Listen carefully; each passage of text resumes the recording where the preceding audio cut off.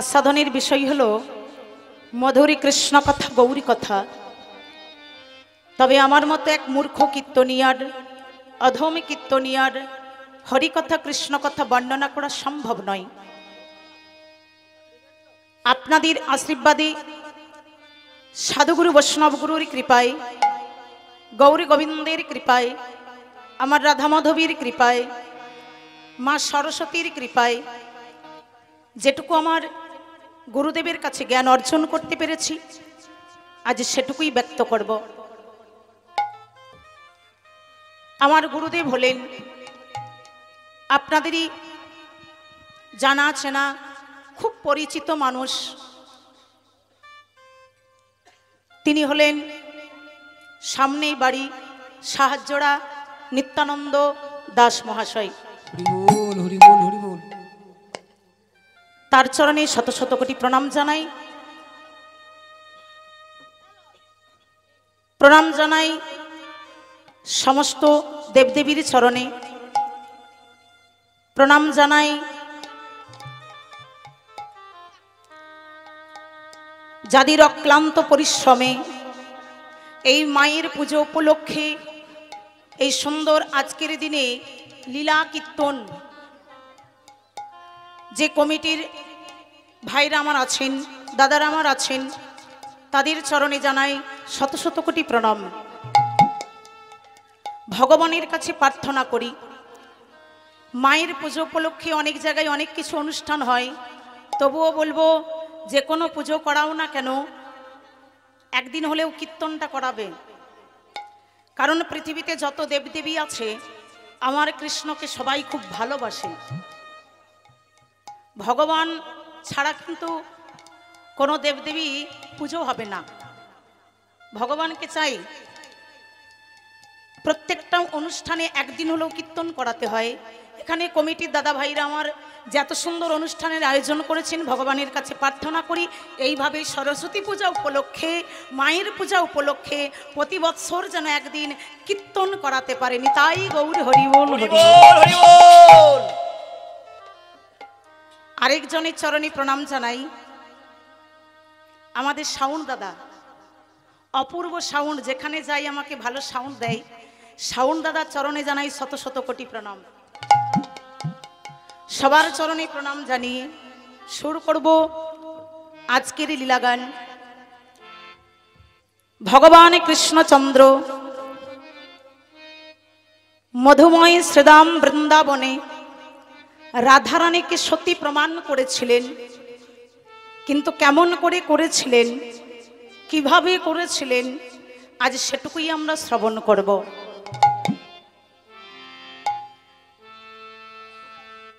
ভগবানকে অমা ভগবান তো আমাদের মধ্যেই বিরাজমান, তাই না? হরি বল হরি বল। আমরা যদি ভগবানকে ডেকে নিয়ে আসতে পারি ভগবান কিন্তু আমাদের ডাকে ছুটে চলে আসবে।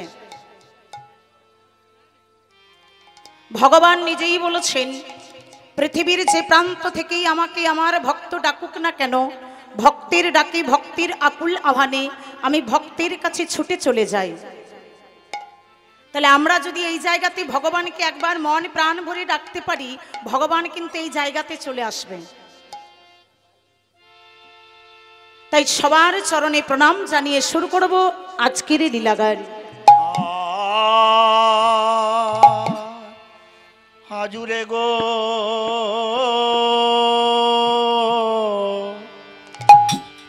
রঙ্গে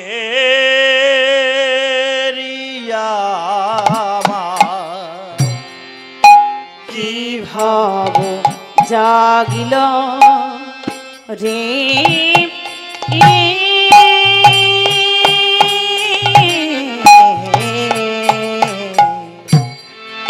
আজুরে গো রঙ্গে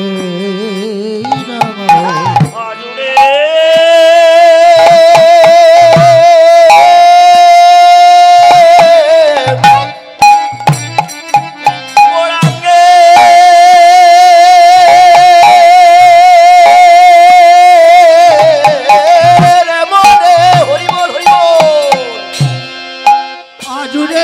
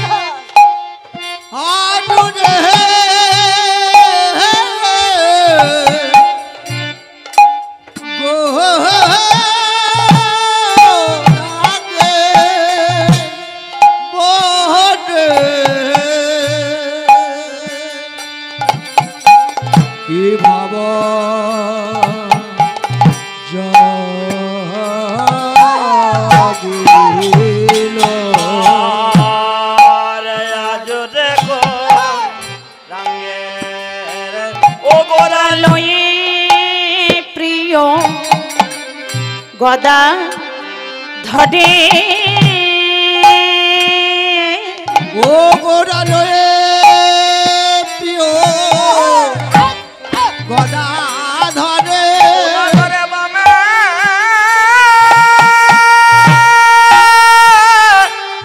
বামে করে গদা ধরে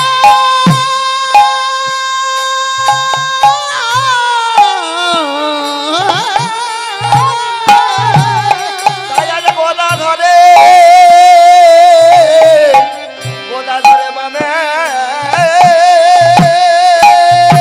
লয়ে ওরে লয়ে প্রিয় গদা ধরে লয়ে প্রিয় গদা ধরে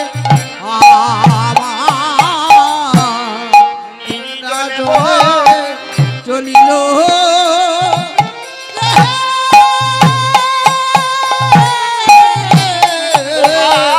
বোঝা তো যায় না বোঝা তো যায় না বোঝা তো যায় না ওরে বোঝা তো যায় না কোন ভাবের উদয় হলো বোঝা তো যায় না কোন ভাবে হরিবল বোঝা তো যায় না কোন ভাবের উদয় হলো বোঝা তো যায় না ওরা কোন ভাবে উদয় হলো ভাব উদয় হলো বুঝা তো যায় না নিতাই গৌর হরি বল হরি বল ভাব উদয় হলো বোঝা তো যায় না আজ নদিয়া বিনোদ নবদ্বীপ সুধাকর গৌর হরির আমার কি বললেন না ভাব বোঝা যায় না সত্যই আমরা ভগবানের ভাব বুঝতে পারি না ভগবানের ভাব যদি বুঝতে হয় তাহলে জীবকে হতে হবে কেমন ত্রিনাদপি শুনিছেন তরীর সৈষ্ণনা অমানিন মান দেয়ং কীর্তনিয়া সদাহরি স্বাভিমান অভিমান পরিত্যাগ করি আমি তোমার হলাম বলে তার চরণে দেহ মনে প্রাণ সমর্পণ করো তবেই ভগবানের ভাব বোঝা যায় হরি বল হরি বল এমনি এমনি বুঝতে পারবো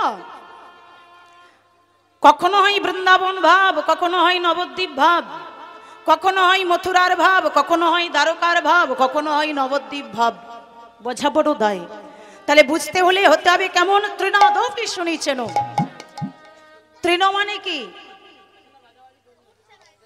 ঘাস আমরা যখন ঘাসের উপর পা দিয়ে চলে যাই ঘাস কি মাথা তুলে কথা বলতে পারে অমাইরা পারে পারে না তাহলে পা দিয়ে চলে গেলে ঘাস কিছুক্ষণ মাথাটা নিচু করে থাকে তারপর আস্তে আস্তে মাথাটা আবার তুলে দাঁড়ায় তদ্রূপ কলির প্রত্যেকটা মানুষকে বলছে তোমরা ঘাসের মতো হও যেন প্রতিবাদ করতে যেও না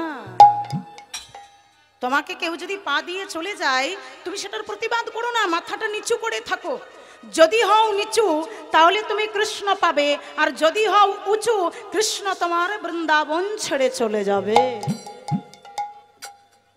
যে উঁচু হয় তার কাছে কিন্তু ভগবান থাকে না আমি পণ্ডিত আমার প্রচুর টাকা বিরাট বড় বাড়ি আমার মতো কোটিপতি কেউ নেই কৃষ্ণ বলল তোমার টাকা তুমি নিয়ে থাকো চললাম আমি ঘর উঁচু জায়গায় পছন্দ করি না অহংকার পছন্দ করি না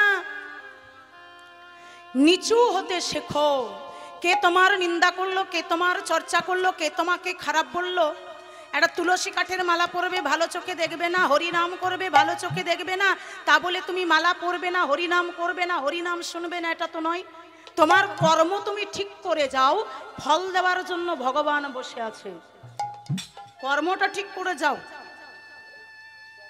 এই যে বারবার বললেন নিচু হও নিচু হও এই নিচু হতে কিন্তু আমি বলছি না তাহলে কে বলেছেন মানে শিখিয়েছে কে আমাদের কলিকালের ভগবান গৌর সুন্দর শিখিয়েছে নিচু হও তা গৌর সুন্দর শিখিয়েছেন কথায় কথাই জানেন যেদিন নগরীর পথে পথে হরিনাম গাইতে গাইতে যাচ্ছিলেন, মেরেছিল কারা? যারা হাড়া হাড়া মদ খেত। জগাইয়ার মাদায় মেরেছিল কলসির কানা দিয়ে, কপালে ফেটে মাথা ফেটে রক্তটা ঝুরে ঝুরে মাটিতে পড়ছে। বলুন তো ভক্তমণ্ডলী, আমাদিকে কেউ যদি এক থাপ্পড় মারে, মার খেয়ে ঘর আসি না, 10 থাপ্পড় দিয়ে বাড়ি আসি, তাহলে গৌরহরির ক্ষমতা কি খুব কম ছিল যে জগাই মাদাইকে মারতে পারলো না? চাইলে তো প্রাণে শেষ করে দিতে পারতো, তাহলে মারলো না কেন? গৌরহরি বললেন, আমি যেমনটি শেখাবো কলির জীব তেমনটি শিখবে। আজকে আমাকে নিচু হয়ে থাকতে হবে, জগাই মাদাইকে চাইলে শেষ করে দিতে পারি কিন্তু মারবো না। গৌরহরি কি করেছিলেন? নাম দিয়ে প্রেম দিয়ে উদ্ধার করেছিলেন।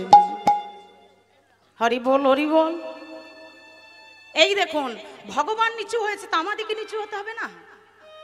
হ্যাঁ,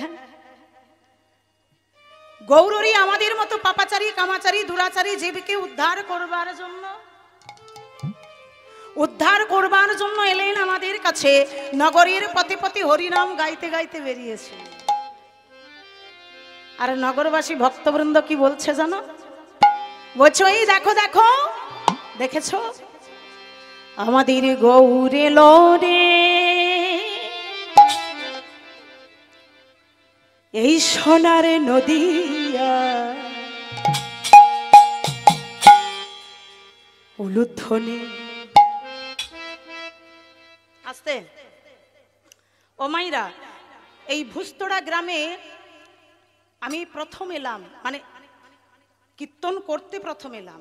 আগে এসেছি, অনেকবার এসেছি। তাই এই যে আজকে আমাকে এত সুন্দর দিনে নিয়ে এসেছেন মায়ের পুজো উপলক্ষে, উলুধ্বনিটা কি আমিই করব? কারা করবে? তাহলে উলুধ্বনি কই? জোরসে বাহ! উলুধ্বনি হরির ধ্বনি, একবার হাত তুলে নিতাই গৌর হরি বল, হরি বল, হরি বল।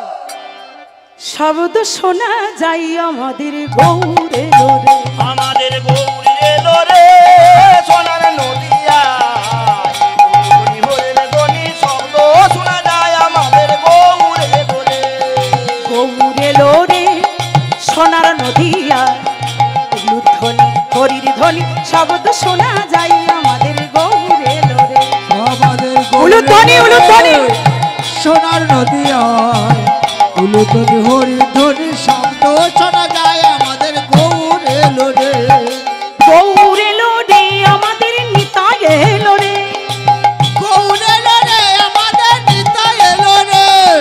গৌর এলো রে আমাদের নিতাই এলো রে, গৌর এলো রে আমাদের নিতাই এলো রে। আমাদের গৌর এলো রে, সোনার নদিয়া হরি হরির ধ্বনি শব্দ শোনা যায় আমাদের গৌর এলো রে। আমাদের গৌর এলো রে সোনার নদিয়ায় উলুধ্বনি হরি ধ্বনি শব্দ শোনা যায় আমাদের গৌর এলো রে। শান্তিপুরা ডুবো ডুবো নদে ভেসে যায়, শান্তিপুরা ডুবু ডুবু নদে ভেসে যায়। ও গো শান্তিপুরা ডুবু ডুবু নদে ভেসে যায়। ওরে শান্তিপুরা ডুবু ডুবু নদে ভেসে যায় আমাদের আমাদের গৌর এলো রে, সোনার নদিয়া হরি হরির ধ্বনি শব্দ শোনা যায় আমাদের গৌর এলো রে। আমাদের গৌর এলো রে সোনার নদিয়ায় উলুধ্বনি হরি ধ্বনি শব্দ শোনা যায় আমাদের গৌর এলো রে। কে কে তোরা নাম নিবি রে ছুটে ছুটে আয়, কে কে তোরা নাম নিবি রে ছুটে ছুটে আয়। ওরে কে কে তোরা নাম নিবি রে ছুটে ছুটে আয়। কে কে তোরা নাম নিবি রে ছুটে ছুটে আয় আমাদের আমাদের গৌর এলো রে, উলুধ্বনি, উলুধ্বনি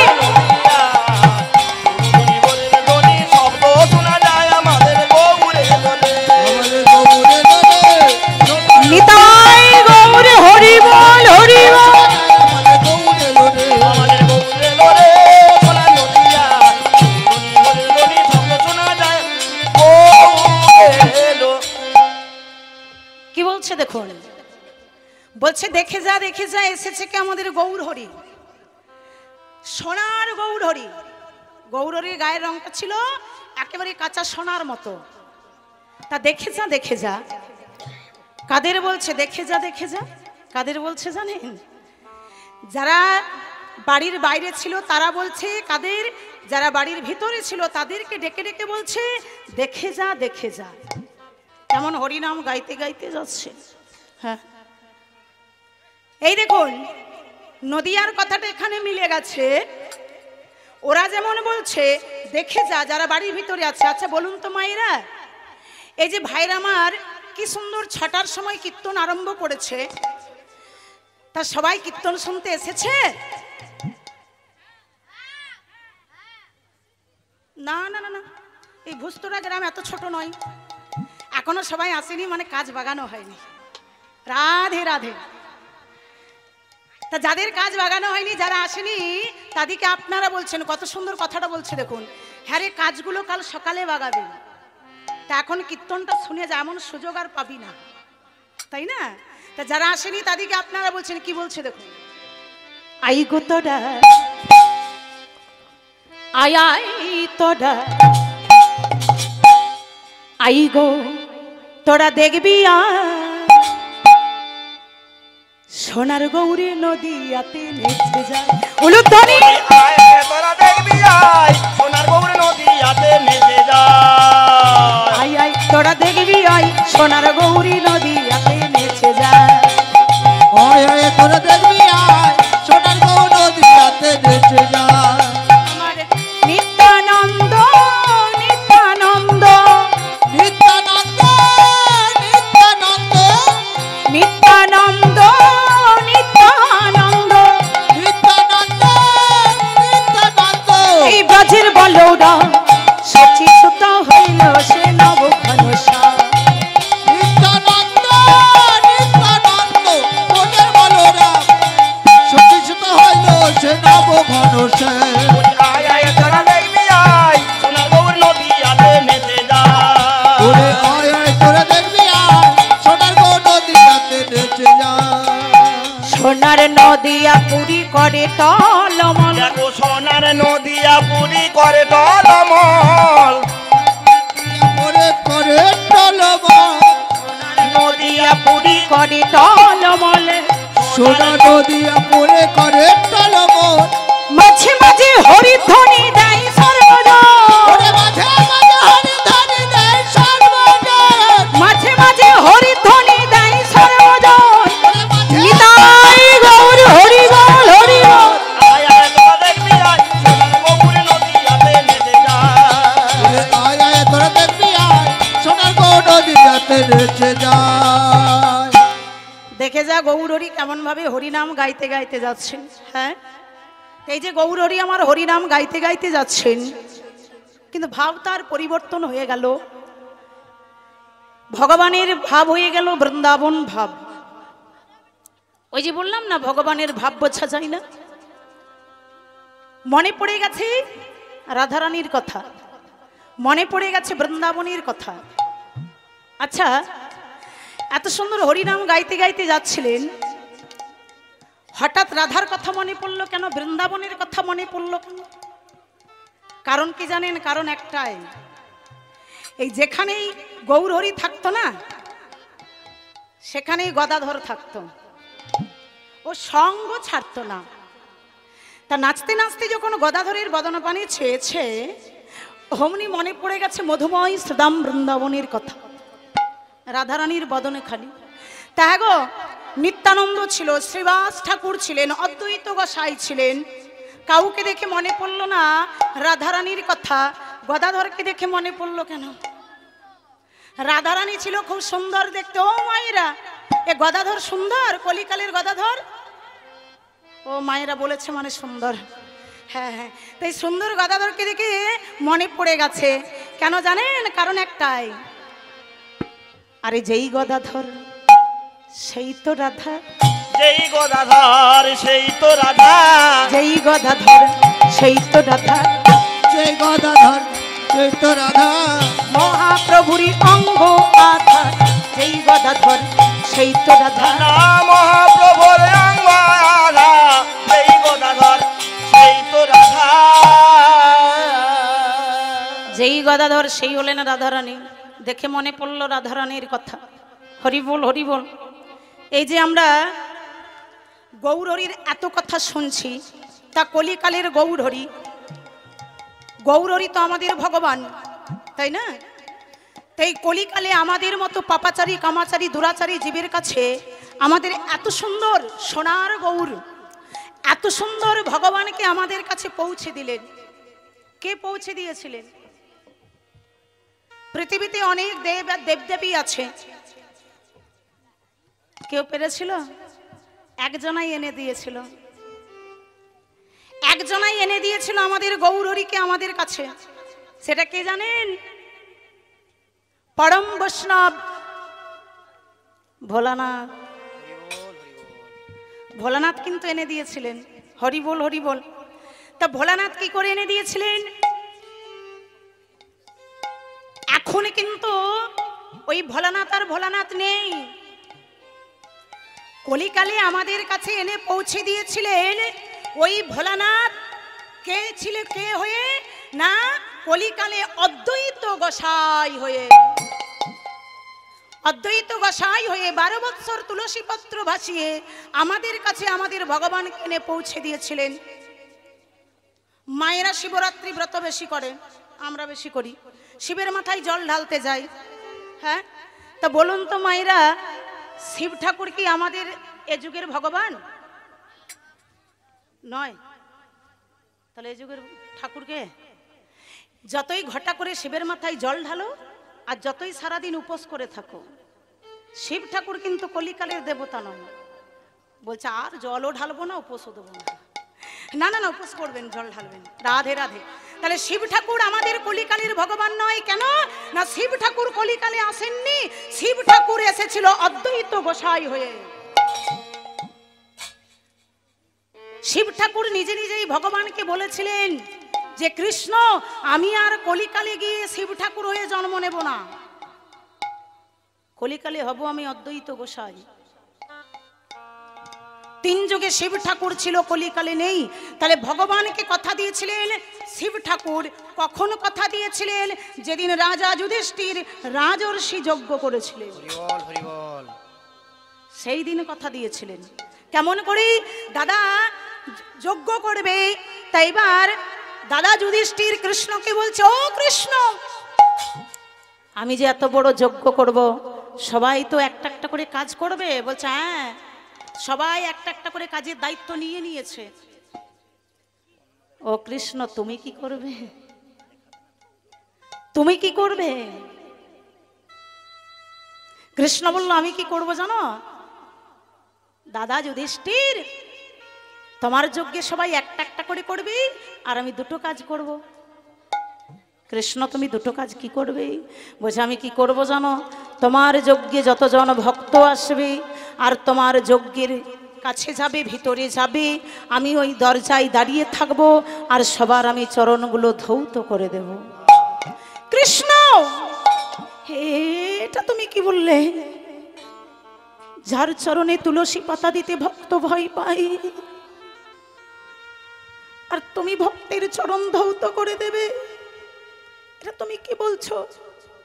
কৃষ্ণ বলল, এটা আমি করব দাদা, তুমি আমায় বাধা দিও না। বেশ, আচ্ছা তুমি আরেকটা কি করবে? ও দাদা, আরেকটা কি করব জানো? তোমার যজ্ঞে যতজন ভক্ত আসবে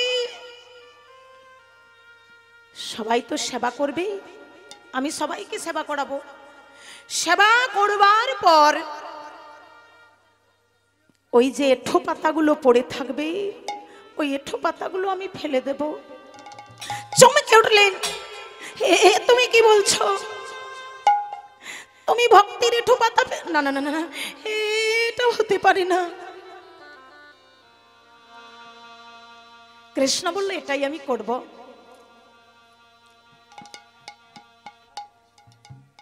বেশ, তাই হবে। সবাই একে একে যজ্ঞে আসে, ভগবান দরজায় দাঁড়িয়ে থাকে, সবার চরণ ধৌত করে, তারপর ভিতরে যায়। এইবার এসে দাঁড়ালো কে? ভোলানাথ আর পার্বতী। ভোলানাথ পার্বতী অদূরে দাঁড়িয়ে আছে, শিব ঠাকুর দেখতে পেলেন, ভোলানাথ দেখতে পেলেন কি না অদূর থেকে দেখতে পেলেন কৃষ্ণ সবার চরণ ধৌত করছে। ভোলানাথ চিন্তা করলেন আমি তো আমার চরণ ধৌত করতে দেব না, তাহলে আমি কি করব? এদিকে পার্বতী বলছে ও স্বামী, ও স্বামী এসো না, ওই দেখো দাঁড়িয়ে আছে আমাদের কৃষ্ণ, আমাদের চরণ ধৌত করবে বলে, চলো না কৃষ্ণ আমাদের চরণগুলো ধৌত করে দেবে। বলল পার্বতী ভগবান আমাদের চরণ ধৌত করবে, তোমার যদি ইচ্ছে হয় তুমি তোমার চরণ ধৌত করে নিও, আমার চরণ আমি আমার ভগবানকে ধৌত করতে দেব না। এই কথা তুমি কি করে বললে?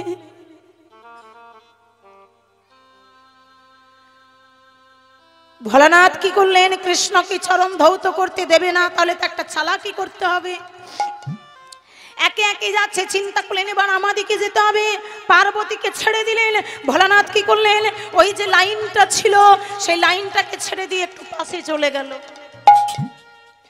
কৃষ্ণ আর নয়নে তাকিয়ে দেখেছে আর মৃদু মৃদু হাসছে, বলছে ভোলানাথ তোমার চরণ ধৌত করব বলি আমি এতক্ষণ দাঁড়িয়ে আছি, আর তুমি তোমার চরণ ধৌত করতে দেবে না বলে তুমি অন্যদিকে চলে গেলে, তবে আমি তোমার চরণ ধৌত করবই। ভোলানাথ চিন্তা করলেন তাহলে আমি যজ্ঞের ভিতরে যাব কি করে, আমাকে তো উপায় করতে হবে। ভোলানাথ চিন্তা করলেন সবাই যদি পেরিয়ে যায় তারপর তো আমি যেতে পারবো না, তাই ভোলানাথ একটু পাশে গিয়ে কি করলেন একটা কুকুর রূপ ধারণ করলেন। ভোলানাথ একটা কুকুর হয়ে গেল, পরম বৈষ্ণব শিব ঠাকুর একটা কুকুর হয়ে গেল। দেখবেন যখন হরিমঞ্চে শিব ঠাকুর যখন কুকুর আসে বা কোনো শুভ কাজে যখন কুকুর আসে দূর দূর করে তাড়িয়ে দেয়, কিন্তু এটা আমার গুরুদেবও আমায় শিখিয়েছে, যদি কোনোদিন আসরে কুকুর আসে কোনোদিন তাড়িয়ে দিও না, কারণ আমরা মানুষ হয়ে জন্মগ্রহণ করেছি, আমরা স্বর্গে যেতে পারিনি। ওই যুধিষ্ঠির রাজার সাথে কুকুরটা কিন্তু স্বর্গে গিয়েছিল। এই জন্য বাড়িতে যদি কোনো শুভ কাজ হয় কুকুর যদি আসে বিমুখ করে তাড়িয়ে দেবেন না, কিছু হলেও সেবা দেবেন। ভোলানাথ কুকুর হয়ে চিন্তা করলেন এবার আমি পার হব কি করে। কৃষ্ণ যখন জায়গাটা লক্ষ্য করবেন, কৃষ্ণ যখন সবার চরণ ধৌত করছে, ওমা যখন চরণগুলো ধৌত করছে কৃষ্ণের পা দুটো একটু ফাঁকা আছে, পা দুটো একটু ফাঁকা আছে। ভোলানাথ চিন্তা করলেন আমি রাস্তা পেয়ে গেছি, আমি পেরিয়ে যাব। কুকুর হয়ে কি করলেন, ওই যে কৃষ্ণের পায়ের মাঝ ফাঁকা ছিল ওই কুকুর হয়ে, আর যেই কুকুর হয়ে ঢুকেছে কৃষ্ণ বলল তুমি কত চালাক, আমি তোমার থেকেও আরো বেশি চালাক। পা দুটো দিয়ে চিপে দিয়েছে, মাথাটা আছে সামনের দিকে, শরীরটা আছে পিছন দিকে। এবার যত চিপে দিচ্ছে কুকুরটা তত ছটফট করছে, আরো জোরে চিপে দিচ্ছে, আর যত চিপে চিপে চিপে চিপে ধরছে তখন কুকুরটা যন্ত্রণা সহ্য করতে পারছে না। সহ্য করতে না পেরে বলছে কৃষ্ণ ছেড়ে দে, কৃষ্ণ ছেড়ে দে, কৃষ্ণ ছেড়ে দে। ভগবান বলল ভোলানা আমি তো ছাড়বার জন্য ধরি নাই, আমি তো তোমার চরণ ধৌত করব বলে ধরেছি।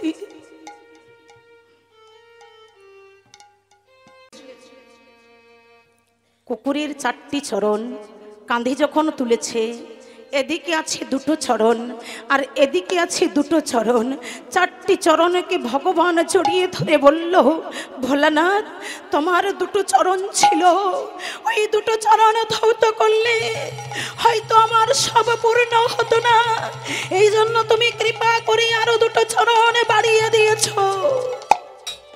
তোমার ওই চারটি চরণ ধৌত করলে আমার হয়তো সব আশা পূরণ হয়ে যাবে, তুমি এই জন্য দুটো চরণ বাড়িয়ে দিয়েছ। তবে শোনো, তোমার এই চারটি চরণ আমি সাগরের জলে ধৌত করব না, পুকুরের জলে ধৌত করব না, নদীর জলে ধৌত করব না, গঙ্গার জলে ধৌত করব না। তোমার ওই 4টি চরণ আমি কি করব জানো? আমার চোখের জলে 4টি চরণ ধৌত করে দেব। ভগবান কি করলেন? 4টি চরণকে জড়িয়ে ধরে অঝোর নয়নে কেঁদে কেঁদে ওই কুকুরের 4টি চরণ ধৌত করে দিল। সেই দিন ভোলানাথ বলেছিলেন, কৃষ্ণ কৃষ্ণ শোনো, আজকে যেমন তুমি তোমার চোখের জলে আমার 4টি চরণ ধৌত করে দিলে, আজ থেকে আমি তোমাকে কথা দিলাম, আগত কলিকালে আমি আর শিব ঠাকুর হয়ে জন্ম নেব না। আগত কলিকালে আমি হব অদ্বৈত গোসাই। আমি তোমাকে কথা দিলাম, অদ্বৈত গোসাই হয়ে জন্ম নিয়ে আজকে যেমন তুমি তোমার চোখের জলে চরণ ধুয়ে দিলে, আমি সেই দিনে কি করব জানো? আমার চোখের জলে চরণ হরি বল, হরি বল। আমি ধোয়ায়ে দেব।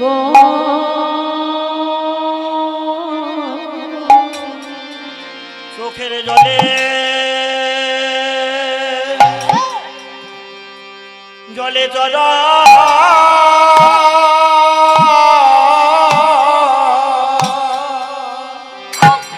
মাগো ধুয়ায়ে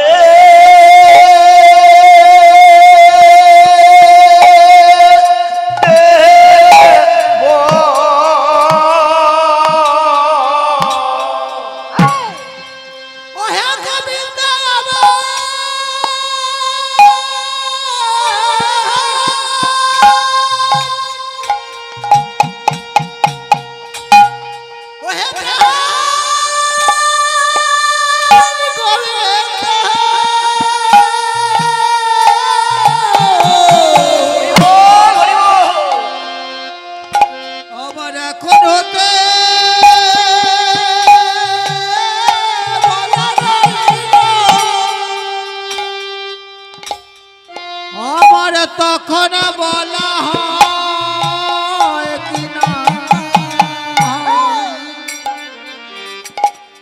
ওই প্রাণ গোবিন্দ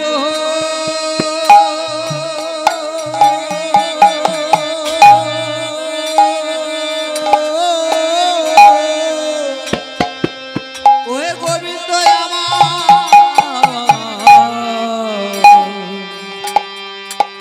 চোখের জলে চড়ো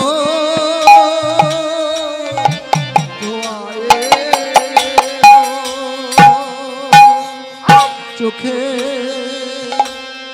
জলে চড়ো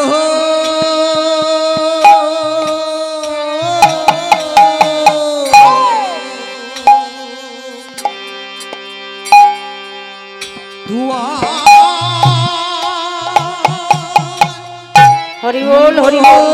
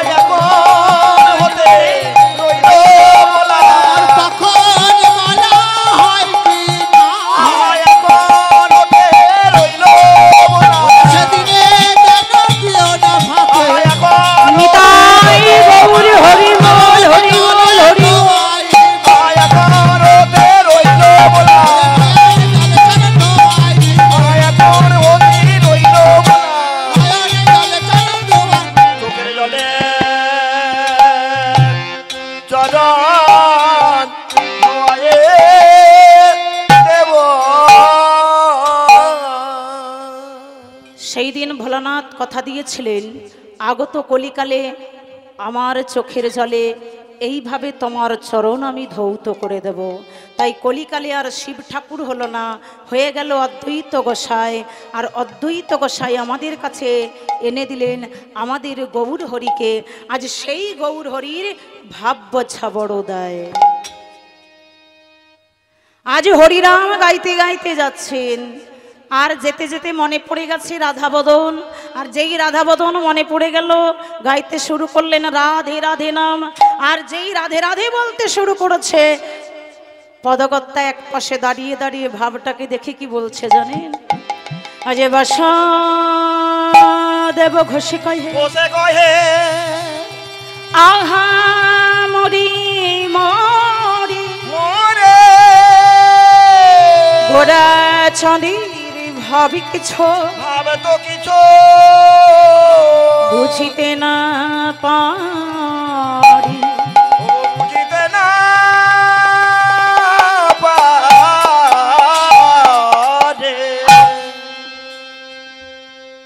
আমরা শুনলাম যে গৌরীকে কে আমাদের কাছে এনে দিলেন। অনেকে বলে গৌরচন্দ্রিকা কেন করবে, কেন করবে? তালাবদ্ধ ঘরে প্রবেশ করতে গেলে যেমন চাবি খাটিটার আগে প্রয়োজন, তাছাড়া কিন্তু বদ্ধ ঘরে প্রবেশ করা যাবে না।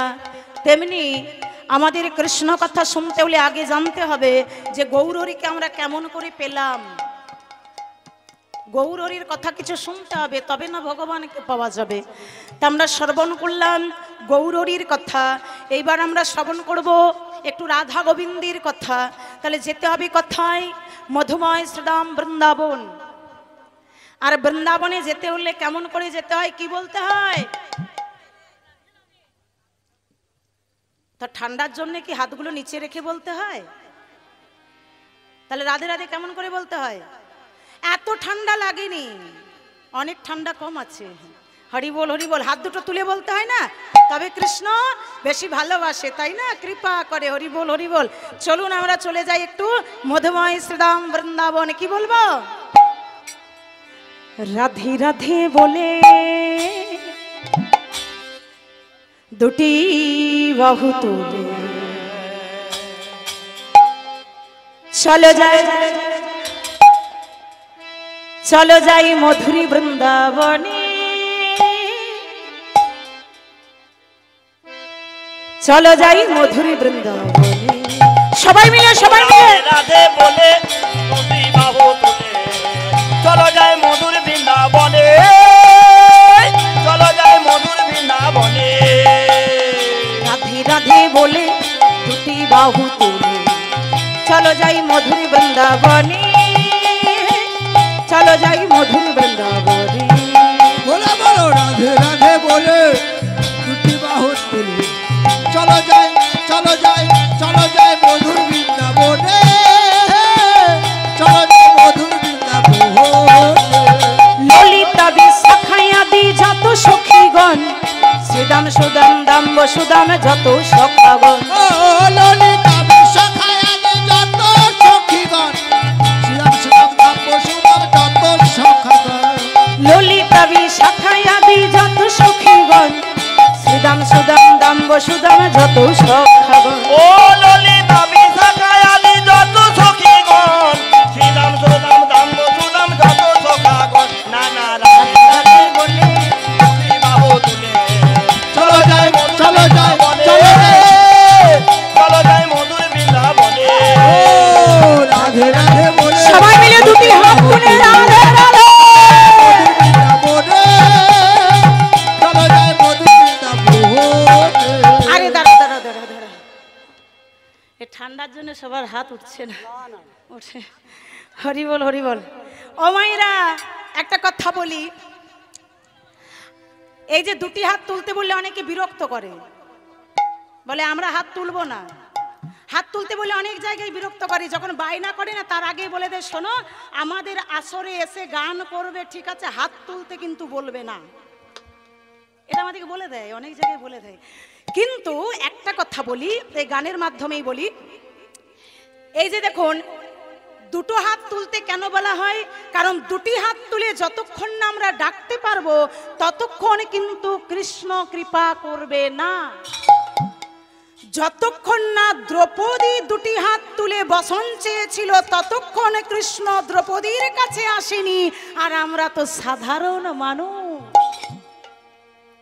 আমরা হাত তুলে না ডাকলে আসবে কৃষ্ণ? দ্রৌপদীর কাছে আসেনি। যেদিন দুঃশাসন দ্রৌপদীর বসন ধরে টেনেছিলেন সেই দিন এক হাতে বসনখানা ধরে রেখে বলেছিল, কৃষ্ণ তুমি আমায় বসন দাও। যখন বসন দেয়নি, দুঃশাসন বসন টেনে যাচ্ছে, নারদমণি বলছে, ও ঠাকুর, একটা মেয়ে এত কষ্ট পাচ্ছে, সে তোমার কাছে লজ্জা নিবারণ করবার জন্য বসন চাইছে, তুমি তাকে বসন দিতে পারছো না। নারদকে বলছে, নারদ তুমি আমার ভক্ত হলেও তুমি এখনো আমার লীলা বুঝলে না। দ্রৌপদী আমায় ডাকছে, কিন্তু দেখেছো দ্রৌপদীর এখনো বিশ্বাস হয়নি যে আমি যদি আমার বসনখানা যেটুকু আছে সেটুকু যদি ছেড়ে দিই আর আমি যদি দুটি হাত তুলে ডাকি, যদি কৃষ্ণ না আসে। এখনো বিশ্বাস হয়নি। বিশ্বাসী মিলাই বস্তু তর্কে বহুদূর। এখনো তো দ্রৌপদী আমায় ডাকতেই পারছে না। একটা হাত তুলে বারবার ডাকছে, কিন্তু শোনো, এক হাত তুলে ডাকলে আমি কারো কাছে যাই না। আর এখনকার দেখেছেন প্রণাম করা, দেখেছেন? এই যখন মায়ের মন্দিরটা, আজকেই প্রমাণ হয়ে যাবে, যখন মায়ের মন্দিরটা ছেড়ে দিয়ে যাবেন কেউ কিন্তু প্রণাম না করে যাবে না, সবাই প্রণাম করবে। করবে কেমন করে? এই দু চারবার ঠুকে দিল আর চলে গেল, ওটা কিন্তু প্রণাম করা হয় না। বলছে কিছু যদি না পারো করো, জোরে করো, হরি বল হরি বল, দুটো হাত না পেলে হবে না। যখন বারবার দ্রৌপদী একটি হাত তুলে ডাকলেন ততক্ষণ এলো না। দ্রৌপদী চিন্তা করলেন আর আমার বসন নেই, প্রায় শেষ হয়ে গেছে। যেই দুটি হাত তুলে বললেন, হে দয়াময়ী তুমি আমায় বসন দাও, তুমি না বসন দিলে নারী জাতির লজ্জা রক্ষা হবে না। যেই দুটি হাত তুলে ডাকলেন ভগবান সুদর্শন চক্রের দ্বারা দ্রৌপদীর বসন দিলেন। এত বসন, এত বসন, এত বসন যে দুঃশাসনার টেনে শেষ করতে পারলো না। এইবার বলি, ও মা, একটা শাড়ি হয় 12 হাত, তার বড় হয় না, তাই তো?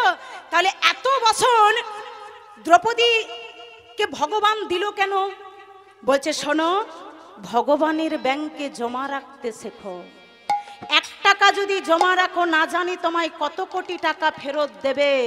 দ্রৌপদী জমা রেখেছিল, আজকে তার বসনের অভাব হলো না। কোথায় জমা রেখেছিল? ভগবানের ব্যাংকে। সেই ব্যাংকটা কোথায়? যেদিন ভগবান শিশুপালের সাথে যুদ্ধ করেছিলেন, যুদ্ধ করতে করতে আঙুলটা একটু কাটা গিয়েছিল, যখন রক্ত ঝরে পড়ছিল, দ্রৌপদীর সামনে দাঁড়িয়েছিল, থাকতে পারলেন না। পরনে যে শাড়িটা ছিল আঁচলটাকে একটু ছেড়ে দিয়ে ভগবানের আঙুলটাতে বেঁধে দিয়েছিল। সেই দিন কৃষ্ণ বলেছিল, দ্রৌপদী আজকে তুমি যখন আমাকে এক টুকরো কাপড় দান করলে, আমি তোমায় বর দিলাম, যেদিন তোমার বসনের প্রয়োজন হবে আমায় ডাকবে, আমি তোমার বসন দান করব। দেখেছেন, এক টুকরো কাপড়, তাতে কত কাপড় পেয়ে গেল।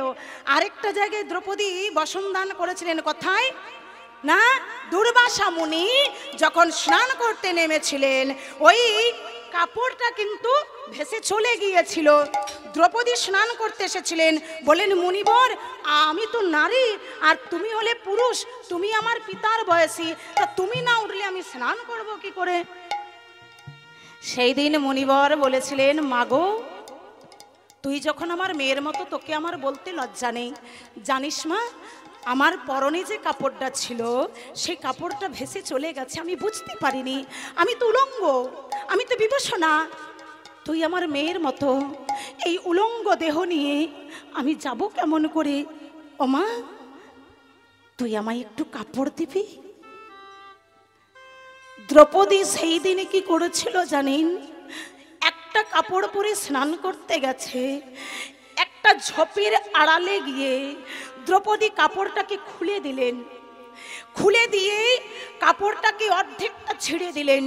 তারপর সেই অর্ধেকটা ছেঁড়া কাপড় নিজে লজ্জা নিবারণ করলেন, আর বাকি অর্ধেকটা কাপড় নিয়ে এসে মুনিবরকে বললেন, মুনিবর, ও মুনিবর, এই নাও তুমি কাপড়, এবার তুমি তীরে উঠো, আমি স্নান করব।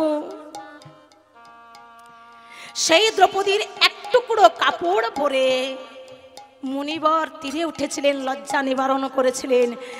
সেই দিন মুনিবর বর দিয়েছিলেন, বলেছিল মা আমি তোকে বর দিলাম কোনোদিন তোর বসনের অভাব হবে না।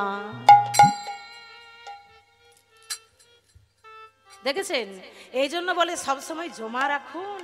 ওই ব্যাংকে টাকা রাখবেন, ব্যাংক ম্যানেজার যেটুকু সুদ পাবেন সেইটুকু দেবে, 50 পয়সাও বেশি দেবে না। ভগবানের ব্যাংকে 1 টাকা রাখুন, না হয় জানি কত টাকা দেবে ফেরত। হরি বল, হরি বল। তাহলে দ্রৌপদী দুটি হাত যতক্ষণ না তুললো বসন পেল না, আর আমরা বলছি ঠান্ডা লাগছে কি করে দুটো হাত তুলবো, তাহলে কৃষ্ণ কি আর ভুজ তোড়াতে আসবে?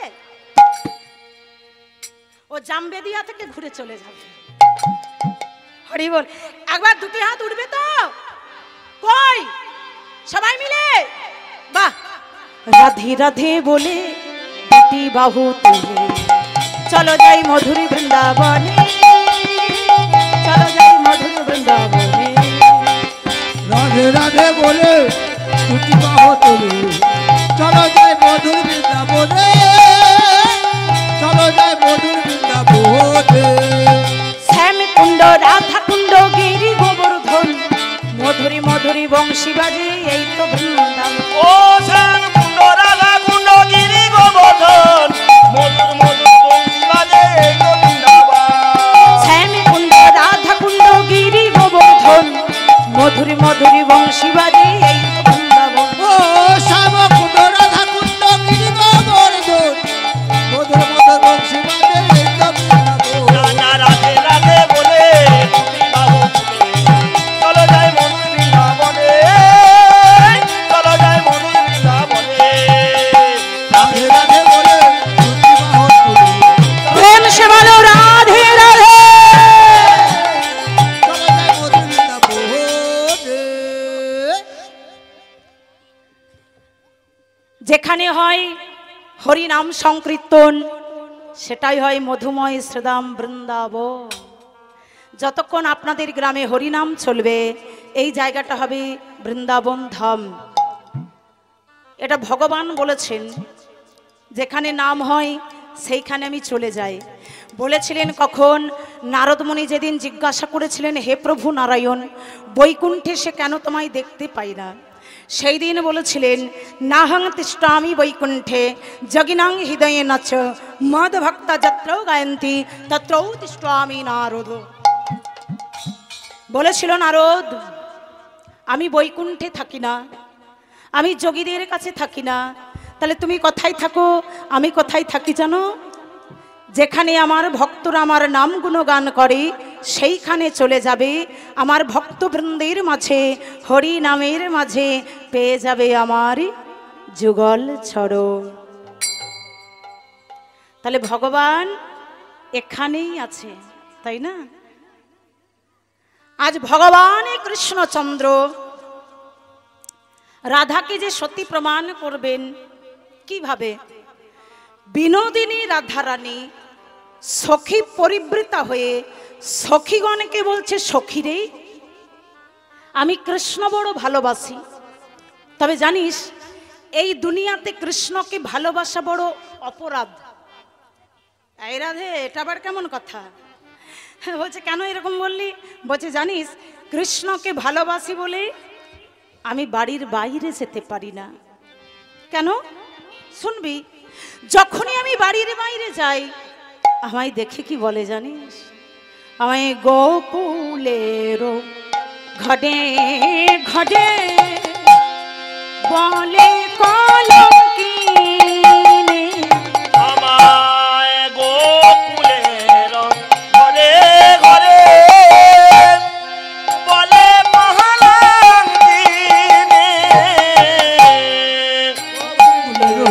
ঘরে ঘরে বলে কলঙ্কিনী।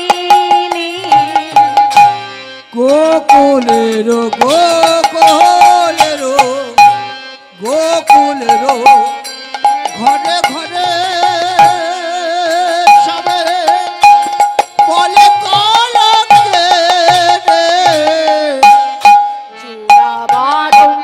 স্থান কথা না পেলাম আমি। আমার জোড়াবারো আর কোথাও না পেলাম আমি।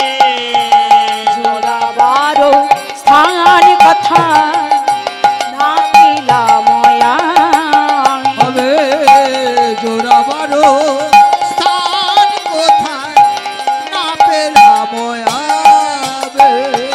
গেল গেল অঙ্গ জলে গেল, নানা গেল গেল চলে গেল। গেল গেল অঙ্গ জলে গেল। আমার গেল গেল চলে গেল। আমায় সবে বলে কলঙ্কিনী, গেল গেল অঙ্গ জলে গেল। আমায় সবে বলে কলঙ্কের গেল গেল চলে গেল। সখীরে, যখনই আমি বাড়ির বাইরে যাই আমায় দেখে কি বলে জানিস? আমায় দেখে বলে ওই দেখ চলে যাই কলঙ্কিনী রায়। ও এই জন্যই বললি কৃষ্ণকে ভালোবাসা বড় অপরাধ? তো নয় তো কি? এই কৃষ্ণকে ভালোবাসি বলেই তো এমন কথা শুনতে হয়। ও রাধে, এই জন্য খুব রাগ হয়? তাহলে এক কাজ কর, কৃষ্ণকে আজ থেকে আর ভালোবাসবি না, ছেড়ে দে। রাধারানী বলছে সখীরে, একটা সময় কিন্তু রাগ হয় না। বাবা, এটা আবার কেমন কথা? শোন না, যখন কেউ বলে কলঙ্কিনী নাই তখন আমার খুব রাগ হয়, মানে সত্যি কৃষ্ণকে ছেড়ে দেব। কিন্তু একটা সময় মনে হয় কৃষ্ণকে আজ ছাড়বো না, সারা জীবন ধরে রেখে দেব। সেটা আবার কোন সময়? যখন আমি বাড়ির বাইরে যাই। সবাই তো আর একই রকম কথা বলে না। পৃথিবীতে যত মানুষ আছে সবাই একই রকম কথা বলে? সবাই যদি একই রকম কথা বলতো, সবাই যদি ভালো হতো, তাহলে মারামারি কাটাকাটি কি হতো? হ্যাঁ, সবাই একই রকম কথা বলবে না। হরি বল, হরি বল। কেউ ভালো বলবে, কেউ খারাপ বলবে। রাধারানী আমার বললেন, যখন আমি বাড়ির বাইরে যাই, কেউ বলে কলঙ্কিনী রায়, আবার কেউ আমায় অদূর থেকে যখন দেখতে পায়, আমায় দেখে কি বলে জানিস? বলে ওই দেখ, ওই যাই কৃষ্ণ কলঙ্কিনী, ওই যায় কৃষ্ণ কলঙ্কিনী, ওই যাই কৃষ্ণ কলঙ্কিনী। ওই যায় কৃষ্ণ কলঙ্কের। সবাই বলে কলঙ্কিনী, ওই যাই কৃষ্ণ কলঙ্কিনী। না সবাই বলে কলঙ্কিনী, ওই যায় কৃষ্ণ কলঙ্কিনী। দু একজনা বলে যে ওই দেখ চলে যায় কৃষ্ণ কলঙ্কিনী রাধে। তা যখন আমায় কেউ বলে কৃষ্ণ কলঙ্কিনী রাধে, তখন আমার খুব ভালো লাগে। সখীরা বলছে, রাধে একটা কথা বলবো? বলছে হ্যাঁ বল। এই দুটো কথার মানে কি? কলঙ্কিনী রাই বললে রাগ হয়, আর কৃষ্ণ কলঙ্কিনী রাই বললে রাগ হয় না কেন? রাধারানী বললে, এটা বুঝলি না? যখন কেউ বলে কৃষ্ণ কলঙ্কিনী রাই, ওই কলঙ্কিনী রাই বলার আগেই সে আমার বধূর নামটা বলে দেয়। প্রথমেই শুনতে পাই কৃষ্ণ, তারপর আসে কলঙ্কিনী রায়। কিন্তু কৃষ্ণ নামটা যখনই প্রথমে শুনতে পেয়ে যায়, পরে যে তারা কি বলে সেটা আর আমি শুনতে পাই না। ওই কৃষ্ণ কৃষ্ণ নামটাই শুনতে পাই। জানিস সখী, যে যেভাবেই বলুক না কেন, তবু তো আমার কৃষ্ণকে ডাকা হয়। বদনাম করেই বলুক আর ভালোবেসেই বলুক। আমরা যখন খোল করতাল নিয়ে বাসা থেকে, আপনাদের এখানে কথা বলিনি, অন্য জায়গার কথা, যখন খোল করতাল নিয়ে যখন আমরা বাসা থেকে যখন আমরা মন্দিরে আসি,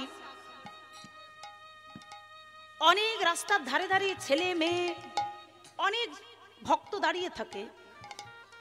সবাই তো আর খারাপ নয়। কেউ কেউ কি বলে জানিস? কেউ কেউ বলে বলে ওই দেখ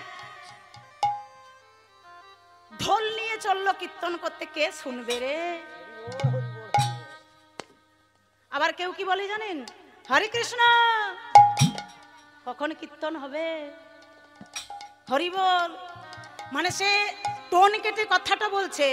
ভগবান বলছে যাই বলিস না কেন আমাকে তো ডাকলি, যেমন করেই বল আমাকে তো ডাকছিস। হরি বল হরি বল। রাধারানী বলছে যে তারা কৃষ্ণ কলঙ্কিনী বলুক না কেন, তবু তো আমার কৃষ্ণকে ডাকা হচ্ছে, আমি তো শুনতে পাচ্ছি।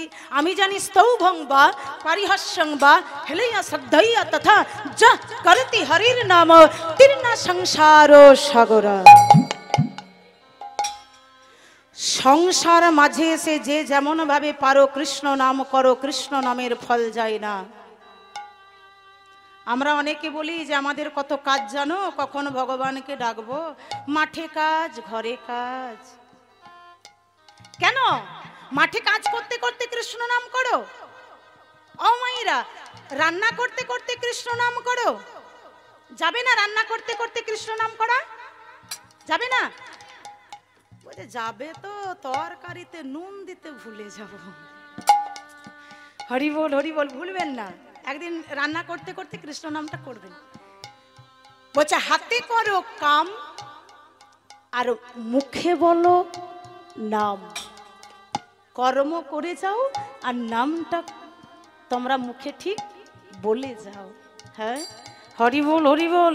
কর্মের মধ্যেই কৃষ্ণকে ডাকা যায়, আর কৃষ্ণ সেটাই ভালোবাসে।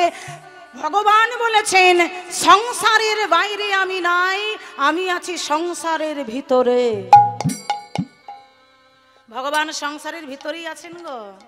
হ্যাঁ, তার একটু প্রমাণ বলবো। সংসারে কেমন করে কৃষ্ণকে পাওয়া যায় বলবো, শুনবেন? বাহ। ওমা, নারদ মুনি একদিন ভগবানের কাছে এসেছে, এসে বলছে কৃষ্ণ ও কৃষ্ণ। বলছে বলো। বলছে আচ্ছা বলো তো তোমার এই পৃথিবীতে সব থেকে তোমার বড় ভক্তকে? তার মানে বলছে আমি বলছি তোমার সব থেকে বড় ভক্তকে।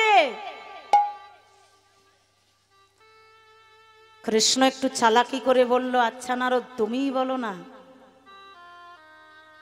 বলছে কে জানো? আমি। নারদ মুনি বলছে কে জানো? তোমার সব থেকে বড় ভক্ত হলাম আমি। কৃষ্ণ বলল তুমি আমার বড় ভক্ত নও, সংসারের মাঝে থেকে কৃষ্ণকে ডাকে যারা তারাই আমার সব থেকে বড় ভক্ত। নারদ মুনি বলল এটা তো অসম্ভব, তারা সারাদিনে কাজ করে, তাহলে তোমাকে কখন ডাকে? আর আমার ছেলে নেই, মেয়ে নেই, আমার স্ত্রী নেই, সারাদিন শুধু তোমার নাম করি, তাহলে আমি তোমার ভক্ত হতে পারবো না? বাহ নারদ, তাহলে এইরকম প্রশ্নটাই যখন তোমার মনে জাগলো, তুমি এক কাজ করো তো, তুমি একটা পরীক্ষায় যদি পাশ করতে পারো তাহলে জানবো তুমি আমার সব থেকে বড় ভক্ত। বলো সেটা কি? নারদ মুনি এসেছে, দাঁড়িয়েছে, নারদ মুনিকে এক বাটি সরষের তেল দিয়েছে কানাই কানাই, একেবারে কানাই কানাই ভর্তি ভর্তি। এবার নারদ মুনিকে বলছে ও নারদ এক কাজ করো, ওই যে মায়ের মন্দিরটা দেখা যাচ্ছে, বলছে হ্যাঁ, বেশি দূর তো হবে না, ওই মায়ের মন্দিরে তেলের বাটিটা নিয়ে যাবে আর তেলের বাটিটা নিয়ে আসবে। আমার একটা শর্ত, এক বিন্দু তেল যেন মাটিতে না পড়ে। যাও। নারদ মুনি বললে এটা কোনো ব্যাপার হলো, যাবো আর আসবো। এবার এক বাটি তেল নিয়ে নারদ মুনি এক পা এক পা এক পা করে গেছে, আবার এক পা এক পা এক পা করে ঘুরে এসেছে। এসে বলছে কৃষ্ণ এক বিন্দু তেল মাটিতে পড়েনি। কৃষ্ণ বলল নারদ আমি তো দেখতেই পাচ্ছি এক বিন্দু তেল মাটিতে পড়েনি। আচ্ছা নারদ তুমি তেলের বাটিটা নিয়ে গেছো আর এসেছো, যেতে আসতে তুমি কবার কৃষ্ণ নাম করেছো? নারদ মুনি বলছে ও ঠাকুর তোমার ওই তেলের কথা ভাবতে ভাবতে তোমার কথা ভুলে গেছি। নারদ